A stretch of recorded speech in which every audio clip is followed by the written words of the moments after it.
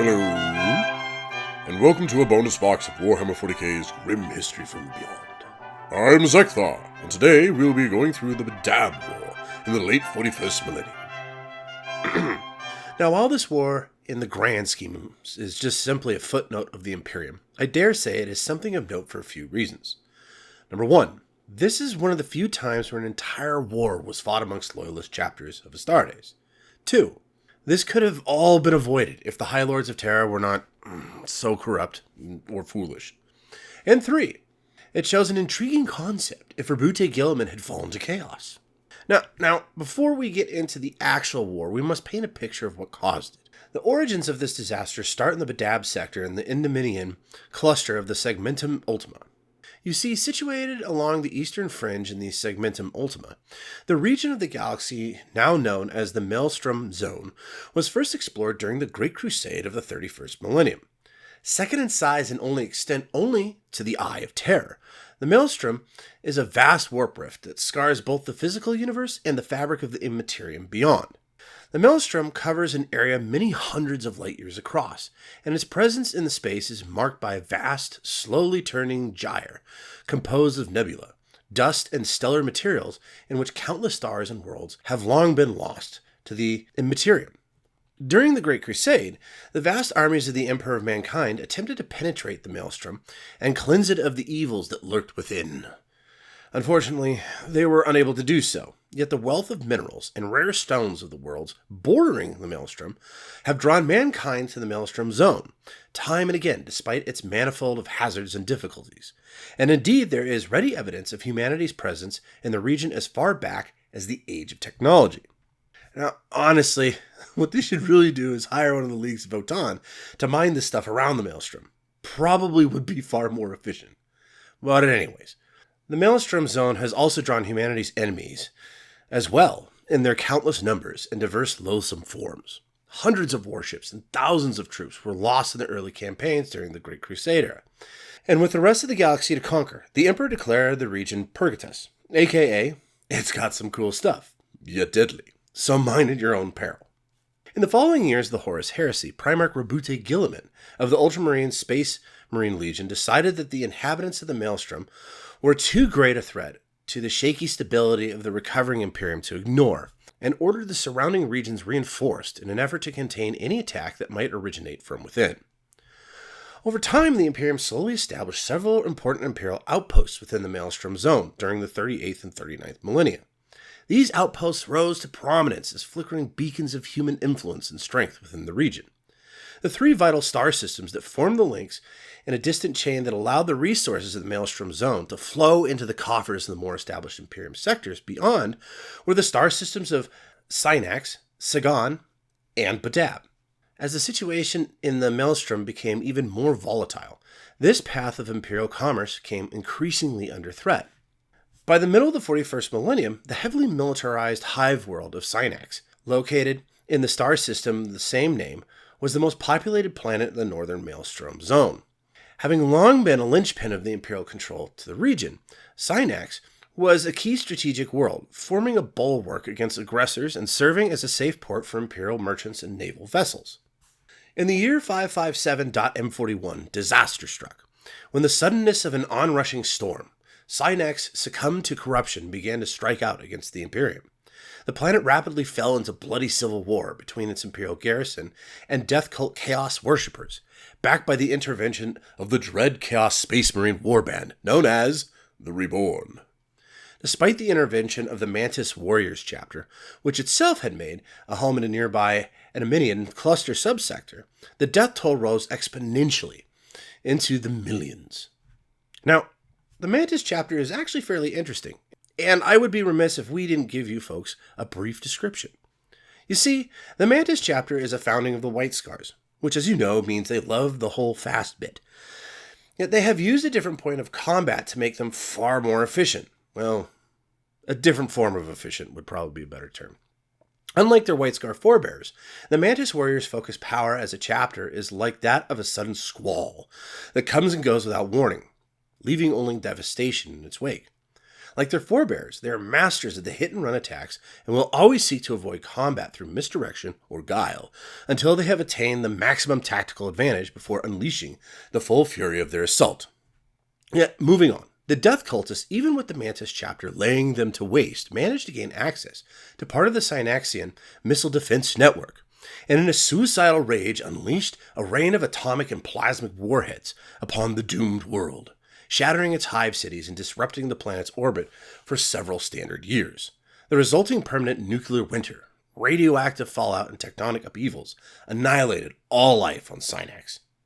With the fall of this key world, the Imperial control of the northern Maelstrom zone swiftly crumbled. Without Synax, along with other Imperial losses suffered in the region over the previous few centuries, vital military supply chains stretched as far as Baka and Terra itself were threatened, forcing Holy Terra to act. In 587.M41, the High Lords of Terra pronounced an Edict Imperialis in response to these dire predations, ordering several Space Marine chapters to permanently base themselves in the Maelstrom zone in order to protect the Imperium's interest and pacify the region. In recognition of their past glorious services to the Imperium, the Astral Claws chapter was given the high honor of the senior role in commanding the newly formed Maelstrom Warders. Now, the Astral Claws were a Space Marine chapter created during the mid-35th millennium's 10th founding from an unknown genetic origin. They were founded specifically to defend the eastern fringes of the Imperium of Man from any chaos threats spawned by the massive warp rift, as we know, called the Maelstrom. The Warders also included the fleet-based Lamenters and Charnel Guard chapters to patrol the outer regions. It also incorporated the Mantis Warriors who were based in the nearby Edemian cluster. Once this force was put into place, the Astral Claws took over an orbital battle station in the strategically vital Badab system, which became their fortress monastery and base of operations. After their establishment, a detachment of the Imperial Navy Squadron was permanently assigned to the region to conduct search and destroy and convey protection duties. This naval detachment quickly stabilized the surrounding area and purged the inner zone and heretical and Xenos elements that had plagued them. Soon the wealth of the Maelstrom zone once again began to flow into the coffers of the Imperium. The greatest operation during these times occurred during the Scourge campaign, from 640.M41 to 651.M41, in which the Astral Claws and their allies conducted a series of major combat operations, striking deep into the heart of the Maelstrom in an attempt to take the battle to the foe. Initially, the Space Marines were successful, until an abrupt withdrawal of the Charnel Guard chapter. The Adeptus Terra severed the chapter's ties to the Maelstrom Warders, dispatching them to the Thanatos campaign into the Veiled region. Now, why the Lords of Terra deemed their help in this campaign was no longer needed is hard to say. Lots of things were going on at this point in the Imperium, and it would seem that they were needed in the Veiled region for this strange Thanatos crusade. Yet for the life of me, I can't find any information on the subject. But regardless, this sudden loss effectively ended the campaign. The Astral Claws subsequently petitioned for a replacement chapter to be reassigned, but they were denied. Less than 2 solar decades later, the Maelstrom Warders suffered a series of setbacks and a high number of casualties amongst some of their allies, causing a rift in relations between the wider Imperium and the Warders during this period. It seems to me that the Astral Claws and their allies, the Mantis Corps and the Lamenters, were victims of their own success.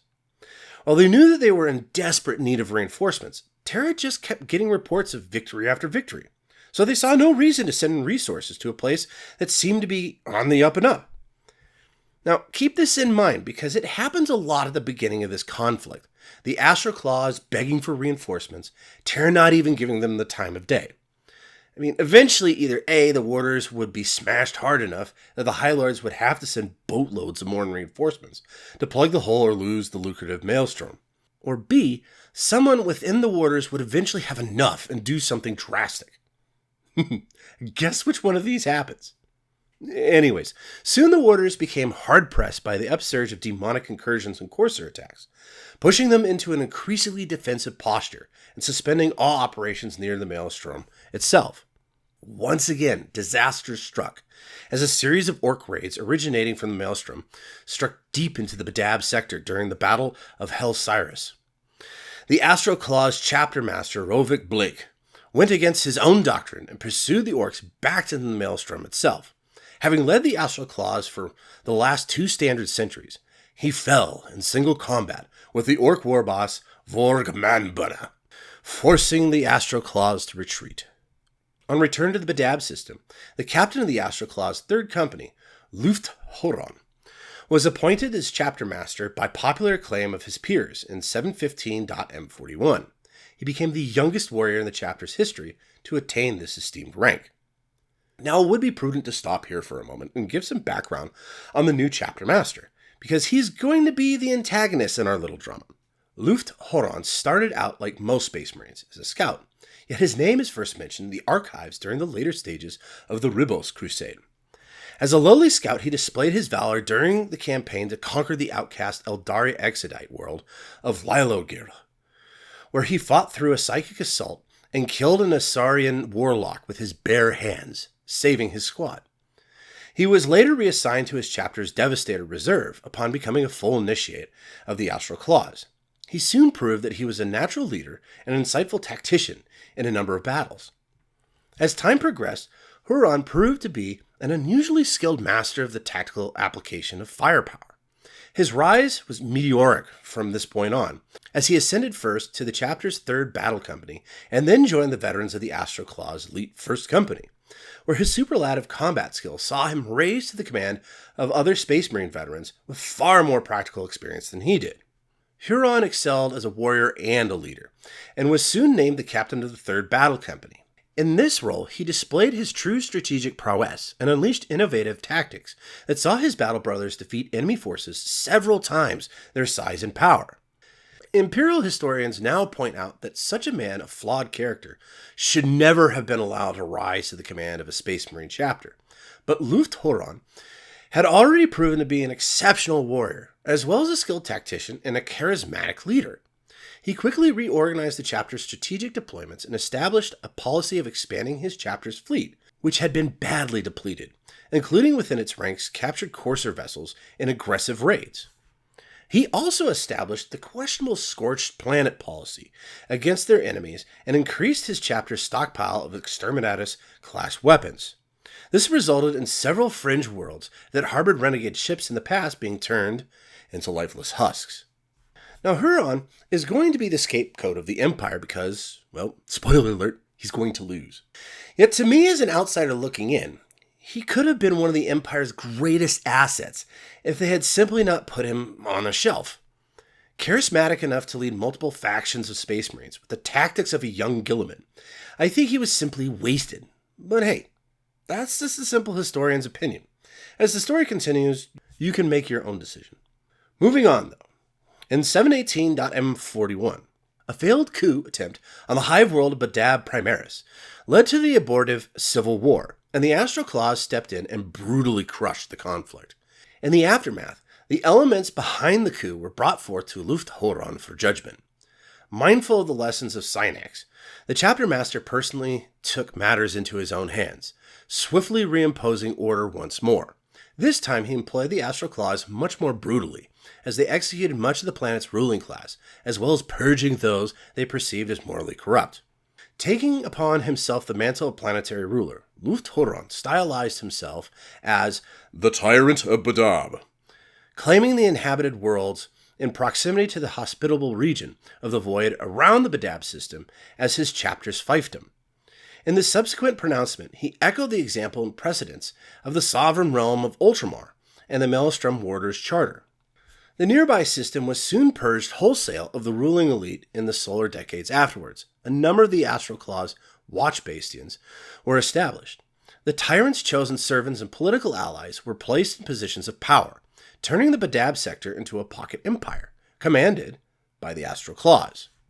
To further cement his power, in a massive reorganization of the uneven and often isolationist native planetary defense force in the region, into what would become known as the Tyrant's Legion. Following a unified command structure, these forces now followed a standard dictated by Huron. The Astral Claws assigned detachments to further train the Tyrant's Legion in order to purge them of weak elements. Soon the Tyrant's Legion proved their worth as they repulsed numerous courser raids, freeing the Astral Claws from their defensive stance. The chapter was now able to conduct a series of lightning raids into outlying areas to harass and destroy heretic and Xenos-controlled areas. With the increase of Huron's tally of victories, and the curtailing of Corsair activities, and the increase of production never before reached, the fame of the Astral Claws Tyrant grew beyond the Maelstrom zone. Spurred by this success, Huron had his servants deliver a formal and lengthy petition to Terra, making a detailed case for completely subduing the Maelstrom and the surrounding area, which would greatly benefit the Imperium in the long term. In order to achieve this, Huron advocated the deployment of several more Space Marine chapters to the Maelstrom Warders' ranks, suggesting that a new founding might even be warranted to meet the needs of his plan. Unfortunately, Huron's petition was dismissed without full hearing on the grounds that the military requirements of the Imperium were far better met elsewhere. This was a big mistake by the High Lords for a number of reasons. First off, Huron has built himself a nice little empire.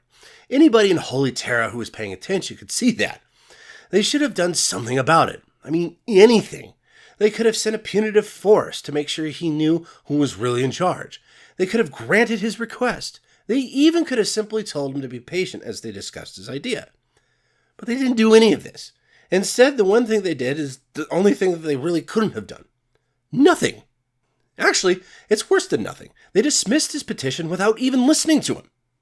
Obviously, Huron took actions to make Terra listen to him, and during the mid-700s M41, the Astral Claws' submissions of required gene seed tides to the Magos Inviglia of the Adeptus Mechanicus became infrequent and incomplete.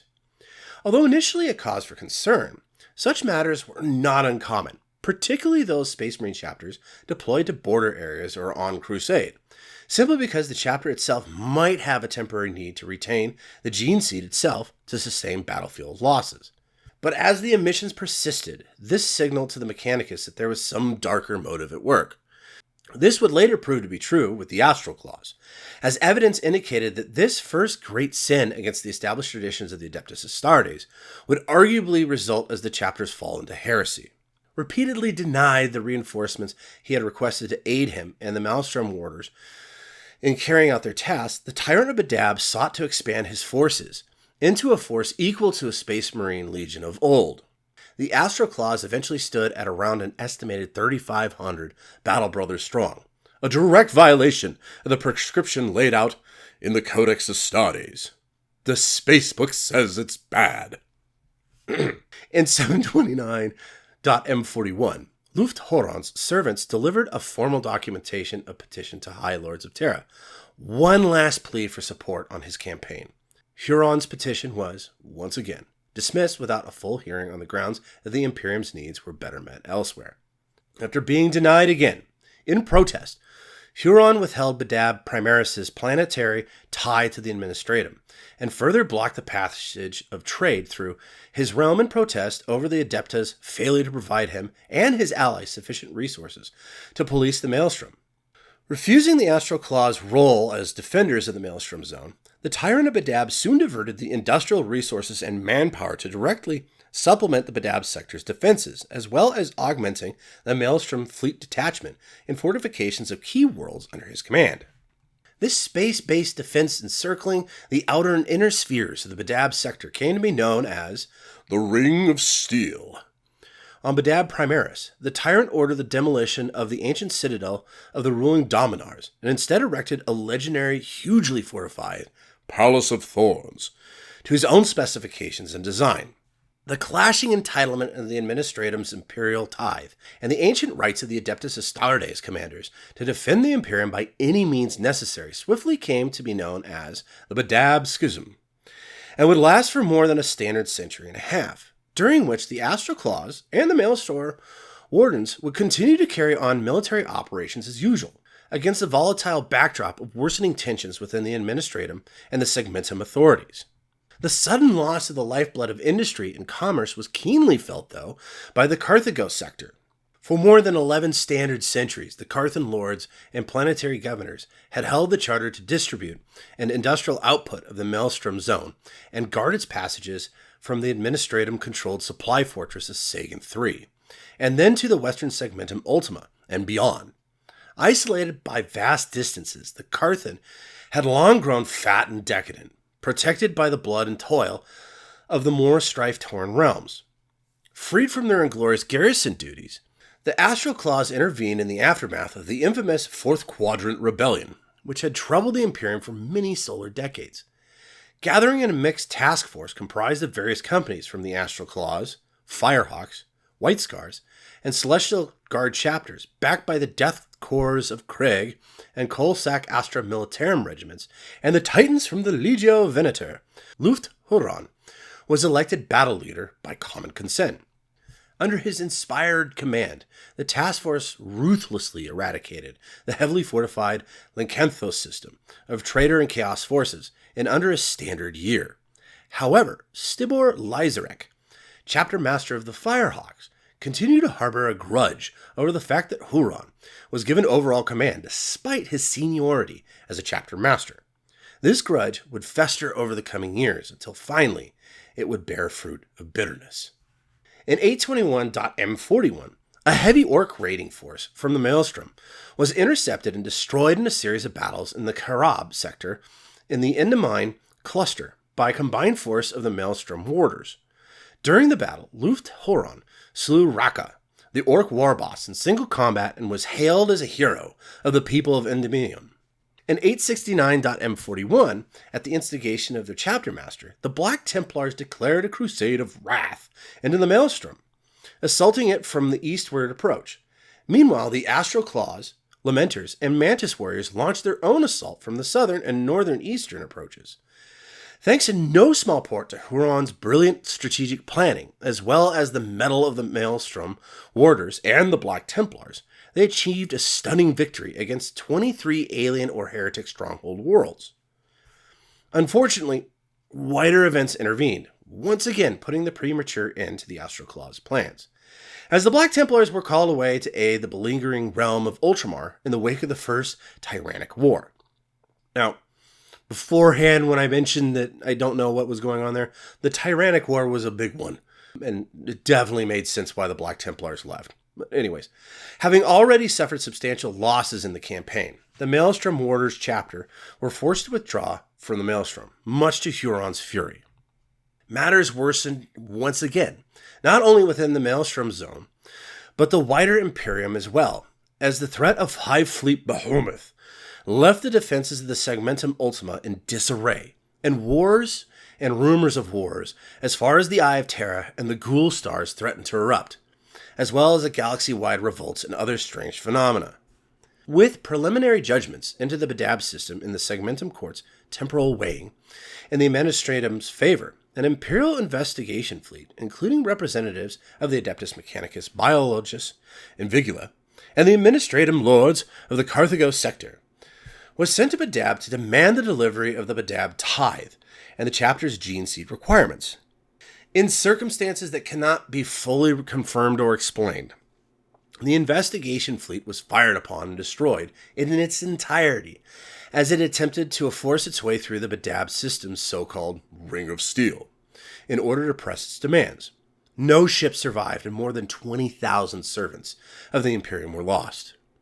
Soon claim and counterclaim ensued in the aftermath as to how this tragedy occurred, and Lugft Huron, delivering his own Dominion's report on the Badab matter to the Segmentum authorities, adamantly insisting that the fleet was fired upon only after refusing to give way to the just authority to the system's masters.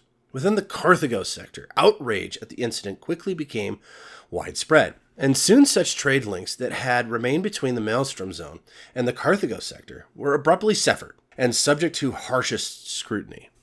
The Carthan sector governor, Tanit Koenig, moved to heavily censor the Astral Claws chapter, along with calls for the arrest and trial of Huron for such treachery against the Imperium.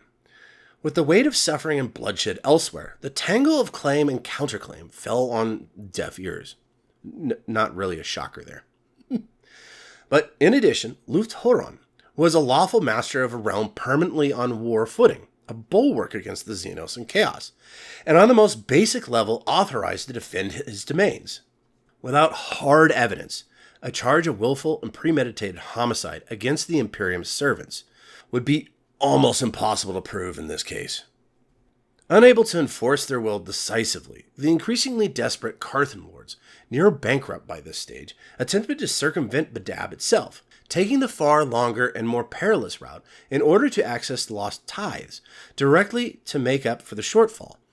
By 903.M41, the agents of Carthan imperial commanders began to spread propaganda in both the Segmentum Assises and the Senatorium Imperialis to any that would listen. As the local sector administratum continued to press the High Lords of Terra to intervene directly, the Maelstrom warders proceeded to arm themselves for war and conducted sweeps of the Maelstrom zone in force, while they simultaneously continued to augment their defenses within the Badab sector itself. To answer the continuing threats to control his domain, Lugft Huron issued the infamous Articles of Just Secession, which was also signed and ratified by the Masters of the Lamenters and Mantis Warriors chapters. These documents were designed to formally sever the Maelstrom Zone's direct tithes to its neighboring sectors. In support of their cause, the document cited both the imperial edict that founded the Maelstrom warders and the ancient rights and titles of the Adeptus Astartes prerogative in their defense, precedents that both weighed heavily in their favor. These articles also called for a full investigation into the Carthago sector, asserted the historical and lawful sovereignty of the Space Marine chapters involved from outside interference by the lower Adepta, and stated again their willingness to defend the Maelstrom Zone from any who would threaten it. As the situation devolved further, the Carthans threatened all-out war, but lacked the means to do so alone. Instead, they petitioned aid to mount an attack from the Departamento Minotaurium and the Segmentum Naval Subcommand at Rise, but were flatly refused and informed that the matter was an internal dispute. Met with denials, the Carthago sector itself drafted increasingly large numbers of troops into its planetary defense forces regiments. To further their goals, the Carthan envoys sent several direct and open appeals to several Space Marine chapters with whom they had past dealings with. The envoys quickly realized that only other Space Marines could truly hope to contest their fellow transhuman Astartes in open battle. The Firehawks were the first to respond to their cause. Now, the Firehawks are an interesting chapter themselves. They were part of the horrid 21st Cursed founding that we discussed in our live Vox, The Weird Ones. Feel free to look it up when you've got the time.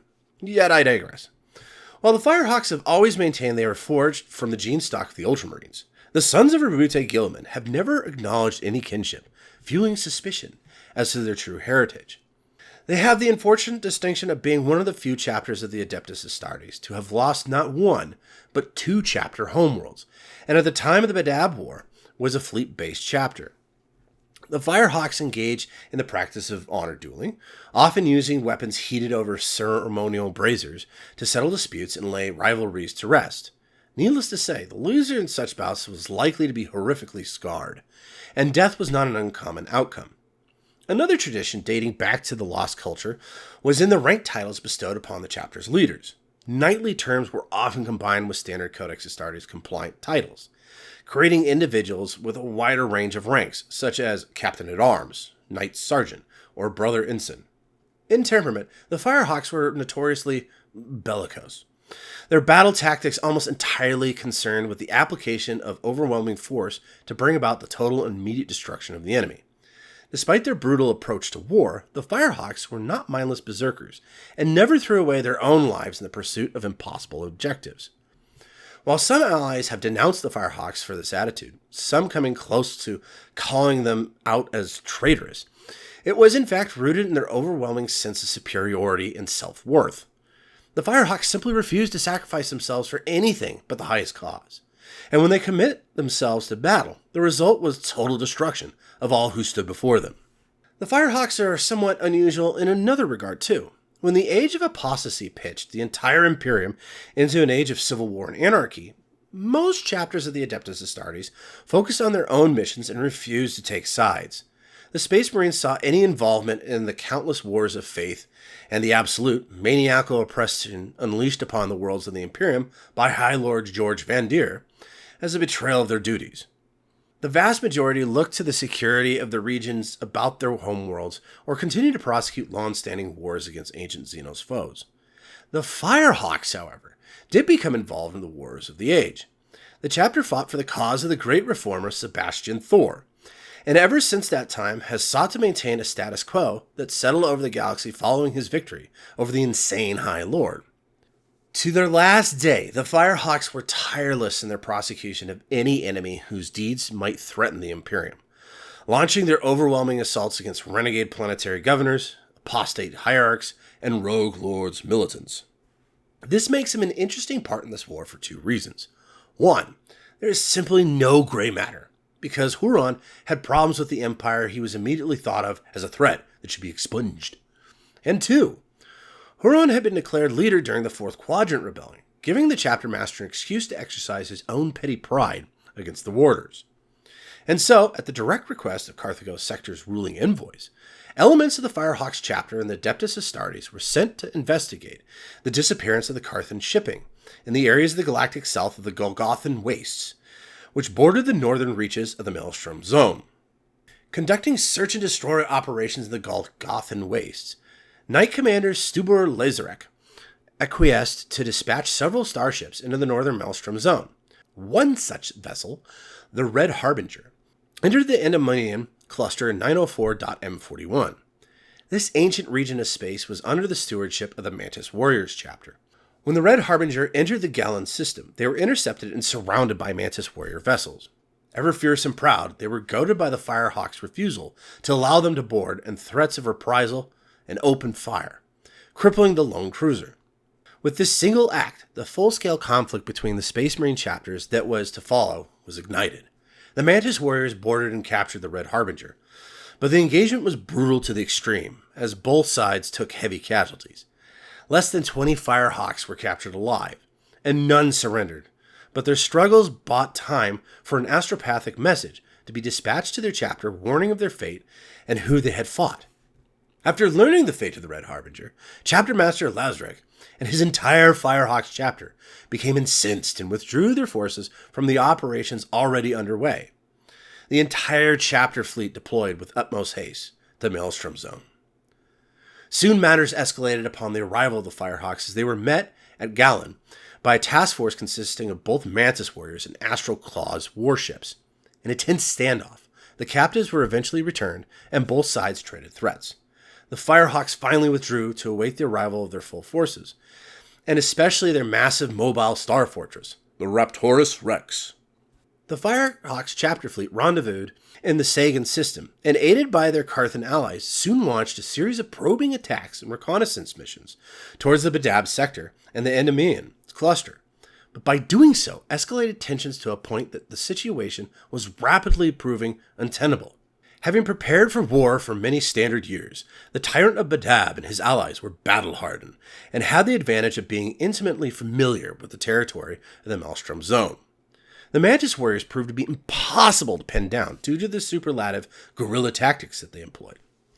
Using the Carthans to distract the Astral Claws forces in the Badab sector, the Firehawks struck the agri-world of Iblis at the edge of the Millennium cluster, attacking civilian targets and burning great swaths of crops and land in order to antagonize the Mantis Warriors into fighting them in open battle. Unfortunately, this type of attack had been anticipated and planned for by the Secessionists. As the Mantis Warriors pinned the Firehawks in place on Iblis with their hit-and-run tactics, the Secessionist fleet was able to draw their forces away from Sagan. A combined force of Astral Claws and Lamenter's chapters soon descended upon the Saigon system and decisively overwhelmed the planetary defense forces and Carthan troops. Badly mauled, the stranded Firehawks and Carthan mortal troops found themselves cut off from supply and behind enemy lines. This forced the Firehawks to withdraw from the Iblis system, as they raked the surface of the planet one final time and successfully punched through the Secessionist blockade that was attempting to pin them in. The Firehawks' Raptorus Rex claimed the life of the Secessionist Maelstrom Squadron's only Mars-class battlecruiser, the Sacred Tetrarch, in the process when the warship's mighty Nova Cannon proved unable to prevail against the formidable Star Fortress. A lull descended upon the region following these tumultuous events as the Secessionists consolidated their gains and the Carthans retreated in disarray. Soon the Firehawks, heavily outnumbered and outgunned, were forced into a long period of retreat in the Maelstrom Zone's fringes, which lasted until the late 904.M41, when the Marines Errant chapter answered the call of the Firehawks for reinforcement. This chapter diverted a sizable force of 6 companies and a fleet of support vessels in order to aid their brother Astartes, although their precise motivations for doing so remain obscured. But soon the Starfaring chapter quickly became bogged down protecting Imperial shipping along the Pale Stars region and the outlying Maelstrom Zone's colonies as the Secessionists renewed their offensive. The Marines Errant split their forces in an effort to guard the convoys in transit from their increasingly frequent Secessionist raids and attacks. Matters soon became more complicated when the Marines Errant was caught between the Firehawks' desire to destroy Lugft Huron's forces at any cost and the growing need to protect Imperial shipping and the outlying Carthago sector's colonies from the marauding Secessionist forces. This difficulty was further complicated by a conflict of interest due to the ancient ties of loyalty and blood the Marines Errant had forged with the Lamenters chapter, which they had fought beside as recently as the Corinth Crusade, but now faced off as enemies. This led to incidents where the Marines Errant failed to try to do more than drive off the Lamenters' forces during raids, in which both parties gave quarter to the other, raising the mutual ire of the respective allies. Towards the end of the year, matters worsened as an ever greater number of the star systems were drawn into the rapidly escalating war. The Firehawks and the Carthan allies continued to suffer heavy losses in battle. Soon a dozen worlds had fallen in short order to the Secessionist control, succumbing to direct Secessionist assault or by diplomatic submission to prevent a slaughter of civilians. By the end of 904.M41, worse developments for the Carthans and their allies appeared in the form of the notoriously grim and independent Executioners chapter. News had reached the Marines Errant that the Executioners had announced their intention to support the Secessionist cause in payment of an ancient blood oath given by their chapter to the Astral Claws. The Executioners sent their mighty warship, Night Hag, with a full augmented company of Astartes to aid the Secessionists. Desperate, Carthan envoy Tenet Koenig was forced to take drastic actions as her own tithes and supplications to the procuring generals of the Adeptus Terra were long overdue. Nearly bankrupt by the sector's losses in the war, and with their fleet anchorage at Sagon III now in the hands of the Secessionists, the Carthan Imperial commanders mounted a final attempt to harvest the resources needed to meet their own imperial ties from the nearby worlds of Vienia and Chimera before the Secessionists could claim these worlds as their own. Yet again, unfortunately, the Secessionist intelligence network had already ascertained every detail of this supposed secret convoy and laid a carefully prepared trap, allowing the Carthan convoy to take on the vast amount of wealth awaiting them at Vienia before they were attacked as they were preparing to transit into warp. The Secessionist forces, comprised mainly of elements from both the Astral Claws and Lamenters, were led by Lugft Huron himself. The Carthan convoy was encircled and then taken one vessel at a time in a series of ferocious ship-to-ship boarding actions. Over 24 vessels were taken as Secessionist prizes, for almost no losses sustained by the attacking forces. Only through the brilliant leadership of Lieutenant Commander Anton Narvez was the Marines Errant capital ship, Star Jackal, able to escape the Tyrant of Badab's cunning trap, fighting its way clear whilst sustaining heavy damage. By a twist of fate, the damage sustained in this battle caused the Star Jackal and its brilliant commander to fall behind in the Marines Errant's pursuit of the Mantis warriors to the world of Bellerophon's fall. It would be there that many of the chapter's commanders and senior officers were to die. The Astral Claws fought the Firehawks back to the edge of the Golgothan wastes, focusing all their attention on eliminating the chapter altogether. The Astral Claws succeeded in inflicting further serious casualties on the chapter, which could no longer be considered an effective fighting force. To make matters worse for the Imperial Loyalists, the Marines Errant chapter was drawn towards the industrial moon of Bellerophon's fall by the Mantis warriors. The two chapters engaged in fierce combat, but the Mantis warriors managed to isolate and entrap the Marine Errant's 1st and 3rd companies in the rust zones, destroying much of their command structure in a series of murderous surgical strikes. The Marines Errant were decimated and forced to retreat in disarray. After the deadly battle, it fell to Lieutenant Commander Narvez to mount a rescue mission, in which he succeeded in saving the besieged survivors and a daring counter-raid. In the aftermath of this tragedy, It would also fall to Narvez to take the reins of leadership as the Marines Errant chapter's last surviving senior officer in the war. Anton Narvez would later somehow manage to reform the Marines Errant contingent into an effective fighting force once more, although they returned as a mere shadow of their former strength. Facing bitter recrimination in light of this tragedy, the alliance between the Firehawks and the Marines Errant all but collapsed. The Secessionist force would continue to make major advances throughout the rest of the year, almost unopposed. The Maelstrom Zone now belonged almost wholly to Lugft Huron, the Tyrant of Badab. It is here where Huron should have, if he was still loyal to the Imperium, sent envoys to the Empire, demanding that they at least listen to him, and the actions that he took to control the Maelstrom Sector. Yet he didn't. Now, those within the Imperium would tell you it was because he'd already fell to chaos. Yet, I see something different. How many times had his words been denied by the High Lords of Terra? How many times had he begged for reinforcements, yet he wasn't given the time of day? Huron thought himself on his own, taking ownership of that, and now the Imperium is going to finally step in? I honestly think that the Tyrant of Badab simply thought himself alone on an island, and began to get too big for his britches, thinking the Maelstrom was now his little empire. Yet, with 5 different chapters of Space Marines now embroiled in open warfare, with a 6th en route, along with various naval detachments, local defense armies, and the sectarian forces of various adepta now involved in what was rapidly accelerating to become the greatest conflict of its kind since the infamous Fourth Quadrant Rebellion, the Imperium's high authorities finally acted. A triumvirate of imperial legates were dispatched under the seal of the High Lords of Terra to pronounce judgment over the ongoing strife in the Maelstrom Zone, under orders to leave no stone unturned. Inquisition investigations swiftly uncovered a damning chain of evidence concerning Lugft Huron's activities and those of the Astral Claws. Multiple charges were laid against the Tyrant of Badab, ranging from the scarcity of returning G and seed tithes, to legion building, to damning evidence of the Astral Claws' direct involvement in attacks on Imperial shipping. The Terran legates quickly pronounced that the Badab secession to be a matter of the Imperial's security rather than a civil conflict. They issued an immediate demand for the unconditional ceasefire of all parties and the surrender of the secessionists. Lugft Huron immediately rejected these demands. I mean, at this point, what else could he do? He'd just gone way too far. As a result, the Terran legates issued orders for an immediate arrest pending trial of all the chapter masters of the secessionist chapters, and the seizure pending judgment of their homeworlds, goods, records, and chattels by whatever force was deemed necessary.